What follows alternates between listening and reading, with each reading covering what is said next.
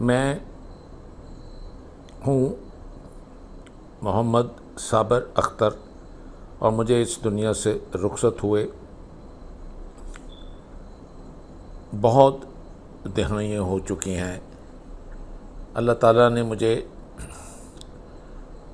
خوبصورت اور نیک اولاد دی، جس میں 3 بیٹیاں اور 2 بیٹے دیے۔ میرے والد بڑے میاں محمد رفیع صاحب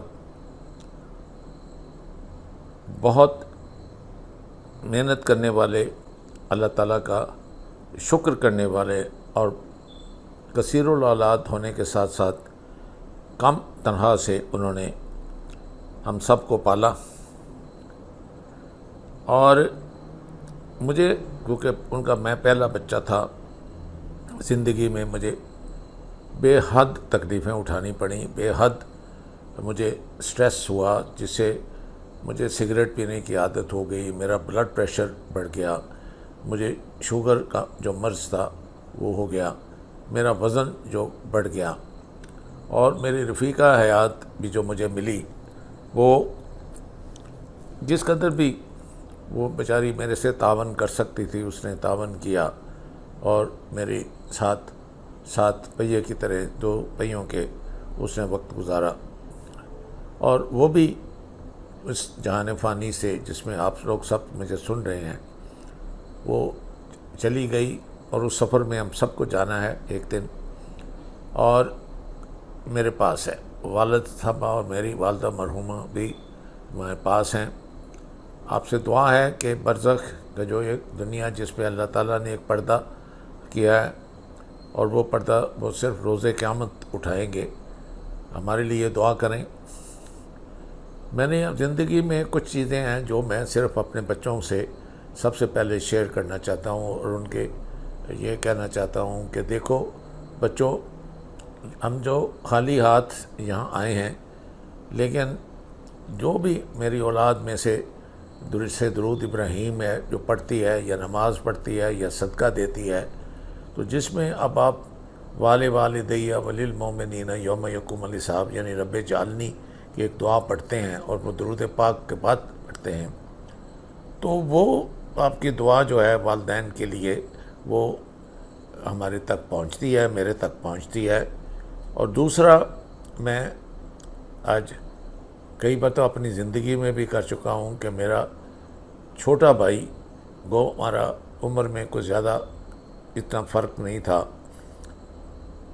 وہ جو ڈاکٹر محمد سلیم اختر ہماری پوری فیملی میں اللہ تعالیٰ نے اسے ایک قربانی کے جذبے کے ساتھ وہ پیدا کیا، اور وہ ایک عزیز النفس جو میرا بھائی تھا، میں اس بھائی کا شکریہ ادا نہیں کر سکتا کہ مجھے اسے ایک والہانہ محبت اور پیار ہی نہیں، عشق کے درجے تک تھا۔ میں اس کے بغیر، اس کی خیریت کے جانے بغیر مجھے چین نہیں آتا تھا۔ اس نے بھی مجھے، میرے بچوں کو، میری بیوی کو اس نے بھی بے حد پیار کیا، اور میں خوش ہوں کہ اس نے میرے سب بچوں کی شادیوں میں، میرے بچوں کی خوشی میں، ان کی جو زندگی میں جو میری خواہش تھی کہ وہ پڑھ جائیں اور وہ بنیں، اس نے یعنی میری سوچ سے کیا بڑھ کر اس نے مدد کی ہے۔ صرف میری مدد نہیں کی ہے، میرے باقی جو بہن بھائی ہیں، میرے ایون جو پھپھی ہیں، چاچی ہیں، میرے جو سسرال ہیں، میرے سب کی جس کی بھی مجھے اس نے، میں نے کہا ہے، وہ اس نے کام کیا ہے۔ اور آج نتیجہ یہ ہے کہ میرا بڑا بیٹا مسعود اختر اس وقت ان کی ساری دی ہوئی جو اس نے تعلیم دی تھی، جس طریقہ سے اس نے اس کو اپنے پاس رکھ کر اس کی سارا کیا کہ وہ ماں باپ، میں تو جا چکا تھا جہان فانی سے، تو وہ اپنی ماں اور بہنوں کے ساتھ وہ ان کو اس ٹینڈر ایج سے، وہ اس وقت ابھی اس نے میٹرک پاس بھی نہیں کیا تھا کہ وہ کیے، اور الحمدللہ وہ اپنا اس وقت ٹھیک سے اپنا وہ سیٹلڈ ہے، اور وہ اپنا کر رہا ہے کام۔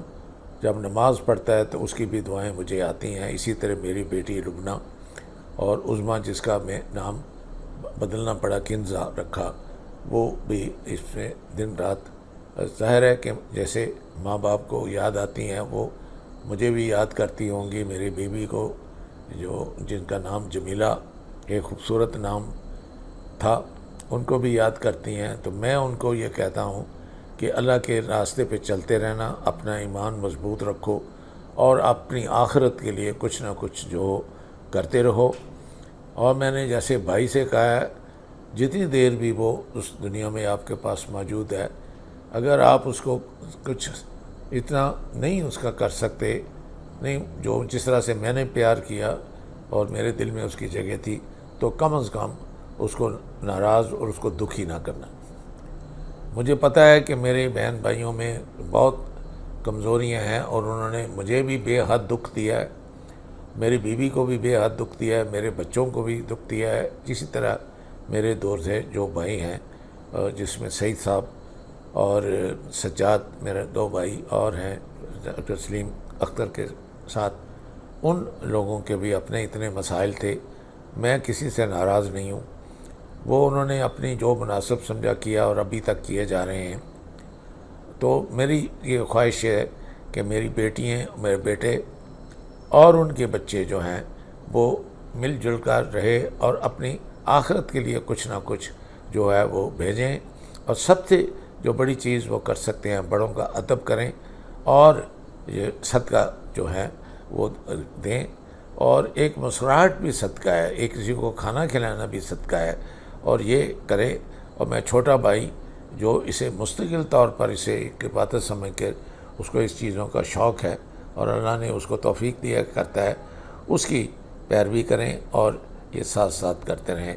میں انشاءاللہ تعالی میں پھر گائے بگائے حاضر ہوں گا، اور میں خوش ہوں اللہ تعالیٰ نے اپنی رحمت سے، اپنے فضل سے، میری ماں باپ کی دعاؤں سے، میرے بھائی کی مستقل دعاؤں سے، ابھی بھی ہر جمعرات کو ہر وہ ایک دن میں اس کی جو دعائیں ہیں وہ مجھ تک پہنچتی ہیں۔ میری ماں بھی خوش ہے، میرے باپ کو بھی پہنچتی ہیں، اور وہ اللہ تعالیٰ اس کو جزا دے، اس کو توفیق دے رہا ہے۔ آج وہ ہمارے لیے My brothers and sisters, like I say, when you make a dua for your children, it will be a means of their goodness, inshallah. So don't use the supplication you have to destroy your kids. Rather use it to build them. And then you get the supplication from your own children for you. Subhanallah. I would love it if my children made dua for me on a daily basis. And then we have those parents who've passed on. If you have a mother or a father who's passed away, number one, I want to give you some good news. For those of you who are orphans or who grew up as orphans, I want to tell you the chances of Allah loving you are greater than those who are not orphans, based on the fact that the most beloved unto Allah himself was an orphan. Allah chose for the one he loves the most that his father would die prior to his birth. And Allah chose for the one whom he loves the most that his mother would actually pass away in his infancy. So if you've lost your mother and your father, perhaps it's the love of Allah giving you an opportunity to succeed far beyond those who have both parents. Subhanallah. Subhanallah. You thought of that? And thereafter, as you grow, subhanallah, as you grow and you see, perhaps you may have lost your parents, like I say, it is your duty to pray for them. The most powerful gift you can give a deceased parent is the simplest thing, not complicated.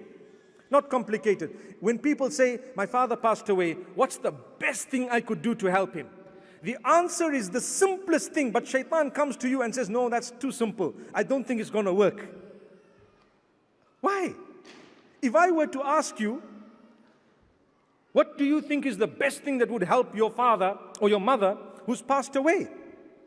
You probably would come up with a list of very, very difficult things. But the hadith says the best that you could do for those parents of yours under normal circumstances is to pray for them, to pray for their forgiveness. That's it. You pray for their forgiveness. Imagine I just say, oh Allah, forgive my father. He's passed away. Oh Allah, grant him Jannatul Firdaus. And you can repeat that again and again and again. No fixed number, no number of days that you need to do that for. It's just loose-ended, and it's up to you how much you want to say it. The more you repeat it, the more your father's benefiting in the hereafter. What to do? Just to pray for them. Just to ask Allah's forgiveness for them. To ask Allah to have mercy on them. To grant them Jannah, etc., etc. That is the best thing you could ever do for those folks of yours who've passed on. But people say, are you sure? Just that? Yes. The problem with us, we're not used to supplicating, calling out to Allah. Allah makes it simple for us. The easiest thing is the most beneficial thing. But we want to think of complicated things. I remember a certain brother tell me, you know, I heard that there's a certain type of grass in Brazil. If I were to get it and put it on my father's grave, perhaps Allah will give him Jannah. I said, my brother, you'd rather have taken him and put him in Brazil if that was true. Allahu Akbar, I wonder where people come up with all this thing. May Allah subhanahu wa ta'ala grant us ease. Perhaps that father was into football. Allah knows. But my brothers and sisters, getting more serious, look at it. You want your parents to be happy after death. You should try to visit some of their friends. And try perhaps once in a while to inquire about some of the friends that they had when they were alive. The Prophet ﷺ has taught us this. Perhaps visit the old man your dad used to visit before he had passed away. And if you visit the old man, what will happen? You remember your father, you pray for your father, and you're actually doing a good deed that your dad had started off and he taught you. And then you will have your children do the same one day.